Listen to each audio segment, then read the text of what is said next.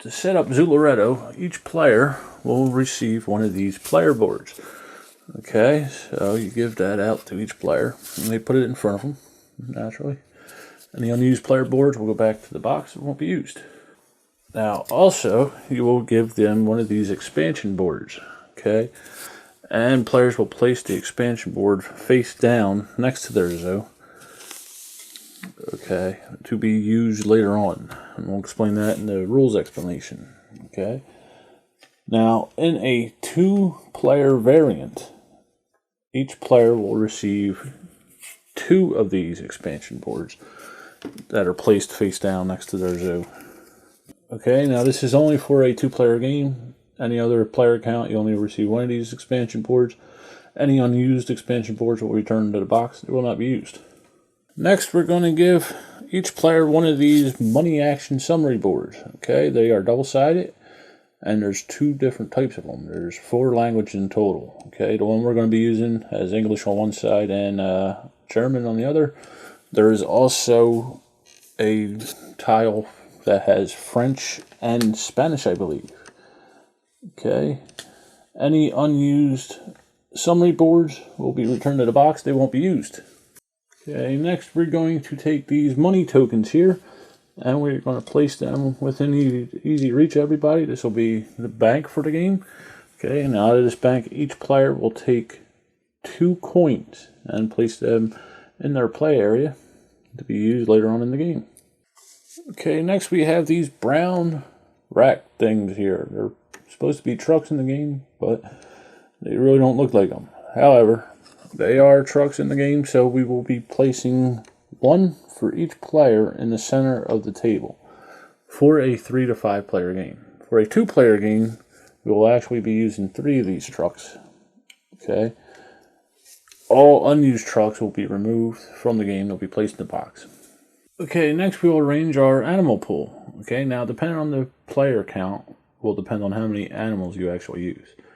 Alright, there are 8 different types of animals. Okay, there's 11 tiles for each animal, and then 2 baby tokens for each animal. Alright, now the animals themselves, there are 3 different types. There are regular non-gender animals, then there are male animals and female animals. Okay, now as I said, depending on the player count will depend on how many different types of animals you will use. In a 5-player game, you will use all 8 of these animals. Okay. In a 4-player game, you will remove 1 type of animal, including their baby tokens, and return them to the box. They will not be used. In a 3-player game, you'll remove 2 animal types along with their baby tokens and return them to the box. They will not be used. Now, for a 2-player game, we'll remove 3 animal types and their baby tokens and return them to the box. They will not be used. You can decide on how to remove these animal types anyway. You choose to. You could take 1 of each animal token and then shuffle them up face down, randomly take 1 out for each type of animal that'll be eliminated, or you could choose them on your own. Do it however you wish to. Okay, now once we have got the appropriate amount of animals types to play with, we will then take their offspring or baby tokens and place them off to the side, you know, where everybody can reach them, near the bank. I usually do it. You could do it however you want. Okay, now in a 2-player game, we're going to randomly take 3 of the unused animal tiles that we have discarded back to the box. Okay, and we're going to place 1 of these tiles face down on 1 truck, and then 2 of these tiles face down on another truck. Okay, now these tiles are only used to block spaces on these trucks. Okay, they will stay on the trucks permanently throughout the game. They will not be taken off and placed into your zoo like normal tiles would be. Okay, now the game also comes with 12 of these coin tiles, along with 12 vending stalls, 3 tiles of each different type of vending stall, and there's 4 different types of vending stalls in total. Okay, we're going to take all these vending stalls, the coins, and the animals that we will be using for the game, and we will place them in this bag that was supplied with the game. Okay, we're going to give that bag of tiles a shuffle, and then we are going to take 15 of these tiles out of the bag, placing them face down without looking at them on the table in a stack. Okay, once we have done that, we're going to place this round marker on top of that stack. place the remaining tiles in the bag, within easy reach everybody.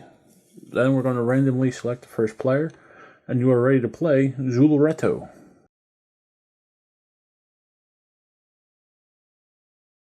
Okay, folks, this is Zooloretto. Now, in Zooloretto, players are taking on the role of zoo owners who are trying to lure people into their zoo by having animals and vending stalls in their zoo. Okay? Now, the player with the most points at the end of the game will win the game, and points are acquired by having animals in your stalls and also vending machines, and a combination of the two. Now, on a player's turn in Zooloretto, a player could take one of 3 actions. Okay? They can add a token to the delivery truck. They can take a delivery truck, adding any tiles on that delivery truck to their zoo. And then they would pass for the rest of the round. Or they could take a money action. Okay? There's 5 of these money actions, and we'll get into them in a second. So first we could add a token to the trucks. Okay? So you would draw a token from this bag, you would reveal it, and then place it on one of the trucks. Okay, let's fast forward here a little bit. Alright, say next time you wanted to take a truck. Okay, and what you would do is take a truck and place it in front of you. Okay, now once you have done this, you will pass all other actions for the rest of the round. Alright, once you've taken a truck, you would place any of the tiles you have either in your zoo or in your money pool, depending on what the tile is. Alright, now to place a tile, you can simply take an animal tile and place it in any of your enclosures that have an opening, indicated by these yellow outlined boxes. Now there is a few rules here. Okay, first you can only have one animal type in each of your enclosures. Now an enclosure must have enough room for an animal to be placed in there. Say my animal enclosures were all filled with different animals and I wanted to place this animal somewhere to use later on. I could then place them in my barn. Alright, this animal will be able to stay there until I use a money action to place it on one of the enclosures in my zoo. A player may choose to place a tile in their barn even if they have space in their zoo for that animal. Okay, if they have room in an enclosure with the same animal, or if it's a vending stall, they have a space on the board for the vending stall. Okay, now if we look at the animal tokens, we can see that there's 3 different types of animal tokens. There is a regular, unspecified gendered animal, and then we have a male and female animal type. Okay? Whenever you place a male or female animal into an enclosure, you will then be able to produce a baby animal from them 2 animals. Okay? Which are these discs. You would place that in an available enclosure space for that animal. Okay, now if there is no room available in an enclosure for one of these baby tokens, the offspring tokens, you would simply then place it in your barn until you can place it later on.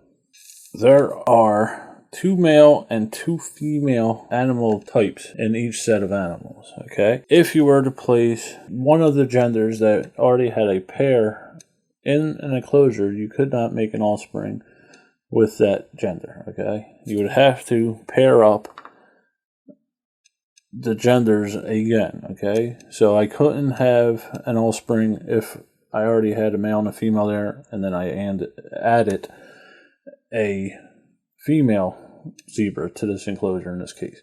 Alright, I would have to wait until another male zebra was added to this enclosure to have another offspring. Now, if a player has a mating pair of animals in their barn, they would not place a baby token in the barn. Okay, the animals would only have offspring if they were actually placed into an enclosure. Okay. Now notice these numbers down here in the enclosure. Okay, these are points that you can earn at the end of the game for filling in your enclosure. Okay, in this case, if the enclosure has all of the 6 animals in it, you would receive 10 points. If your enclosure only is missing 1 animal, you would receive 6 points. Okay, and we'll get a little more in depth in points a little later on. Okay, now notice over here, some of these enclosures have the money symbol next to the points that you would acquire from filling in the enclosures. Okay, this will tell you that you will gain this many coins if you fill the enclosure. Okay, so here we would gain 2 coins, here we would gain 1 coin. And then on the expansion boards, you would also gain 1 coin if you fill in that enclosure. If you have a stall on the truck when you take the truck, then you would simply place the stall in one of the corners of the board next to an enclosure with the stall space. Okay, notice up here, this one has a space for 2 stalls. Okay, you cannot place 2 stalls in the same enclosure stall space on a board. Okay, they must be placed in their individual stall spaces. There is also a stall space on the expansion boards. And as with the animals, if you do not have room in your zoo for a stall, you can place them in your barn until later on when you can place them somewhere. Or discard them, which we'll get into. Now, any coin tokens that are on your trucks will be automatically placed into your money pool, and they act just like any other type of coins, okay? The only difference is they go out on the truck and stay there until you retrieve a truck instead of just going to and from the bank or to other players. Okay, but in any other way, they are equivalent to regular coins. Now, once you have retrieved the truck and placed all the tiles in your zoo or in your coin pool here, you will then pass your turn for the rest of the round. Now, alternatively, a player could take one of the 5 money actions. Okay, these are move 1 tile, exchange 2 types of tiles, purchase 1 tile, discard 1 tile, or expand your zoo. Let's say this elephant were in this enclosure. Let's say this panda bear was. Okay, now for the first action, move 1 tile, we could pay 1 coin to the bank, and we could take a tile from our barn and place it in an enclosure in our zoo, as long as it is an enclosure with another animal of the same type. Okay, you can also do the same for vending machines. Say we had an empty space here, we could pay 1 coin to the bank and place a vending machine from our barn into a spot next to an enclosure.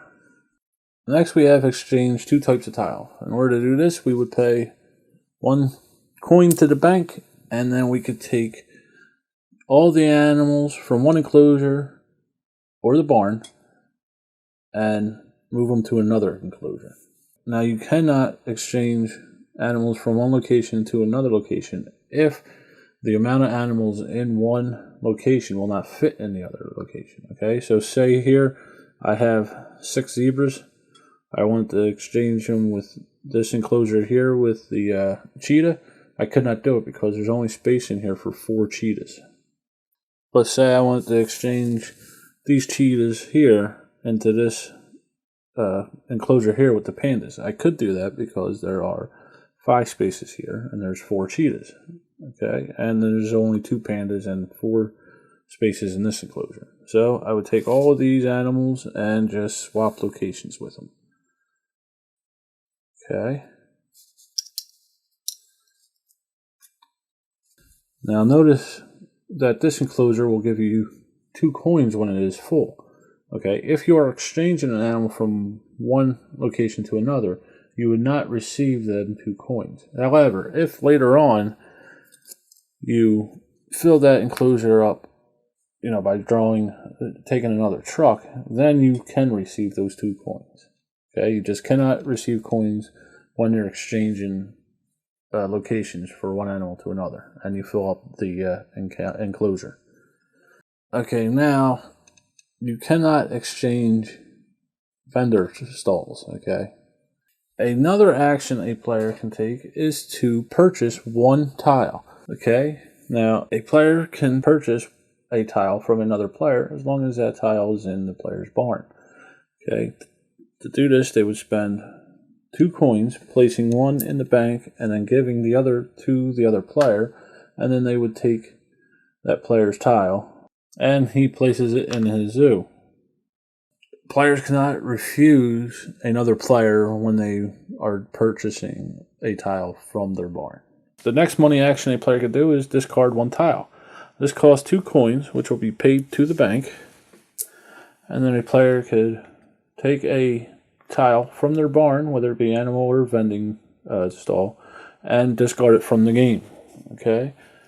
Now, it's useful to do this because for every tile you have in your barn, you receive negative points at the end of the game.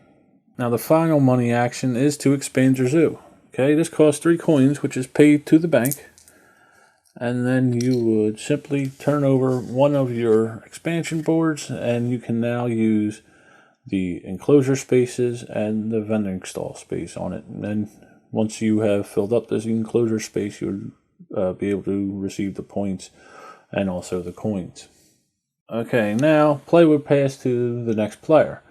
Okay, now if there is only 1 player left, a player can continue to do any actions they wish to until they retrieve a truck. Okay, so this player here, they could draw a new tile and place it on one of the trucks. Okay, and then later on, they can choose to, do a money action or whatever they choose to do until they retrieve this truck. Once all players have retrieved trucks and placed any tiles they have in their zoo there, that would be the end of the round. Okay? Now, in a 2-player game, these space holder tokens here, the tiles, are left on the truck throughout the game. Okay? Any trucks that have any tiles face up remaining would be discarded, removed from the game, okay, and then play would continue on like this. Okay, this will continue until the end of the game is triggered, and the end of the game is triggered by having to draw tiles from that reserve stack of tiles we set up during setup. Once this bag is depleted of tiles, all the tiles have been drawn by players, or placed in their zoos or discarded from the game, as in the case with a 2-player game. Players will then focus on this stack, okay? Once the first tile in the stack has been drawn, you will finish out the round, and then that'll end the game, okay? So if, you needed 1 more tile to fill up the trucks, and you started it, taking them from this stack that was held off, that would end the game once each player has taken a truck. If you depleted the bag, both players has taken a truck, but you have not started digging into this stack here, then you would have 1 more round, in which case you would start taking tiles from this stack. And then once all players have retrieved the truck, that would end the game. Okay, players would place all of their tiles on their zoo or in their money pool, depending on what type of tile it is, and then you would calculate your scoring. Now, to calculate our score, we would have to look at our enclosures here first, and then at the stalls, and then the barn. Okay? Now, like I said, there's 2 different numbers here. If an enclosure is full, a player would gain the larger of the 2 numbers in points. Okay? So, in the case of the zebras, this player would gain 10 points. If an enclosure is missing 1 animal, then the player would receive the smaller of the 2 numbers. Okay, so in this case of the cheetahs here, the player would receive 5 points. Now, if an enclosure is missing 2 or more animal tiles in it, and as in the case of this enclosure here with the cheetahs in it, then the player would receive 0 points for that enclosure. Unless there is a vending stall next to this enclosure, as in the case with these pandas here. Okay, in that case, you would receive 1 point for each animal in the stall, as long as there is a vending stall next to that enclosure. Okay, now for this enclosure here with 2 stalls in it, you would still only receive 1 point for each animal in the enclosure. You would not receive 1 point for each vending stall next to the enclosure. Okay, so here we would receive 2 points. Now, anything in the barn, any tiles in there, you would subtract 2 points for each tile. Okay, so here we have the little baby zebra in there. We would subtract 2 points from the total of our points after we calculated the positive points we have. Okay, here we have a stall and the baby zebra. We would subtract 4 points. Okay, so in this example here, we would get 10 points plus 5 points because we're missing 1 animal for 15. We would get 0 points for this cheetah here, which is still 15 points. And then because we have a vending stall next to this enclosure, we get 2 more points, which is 17.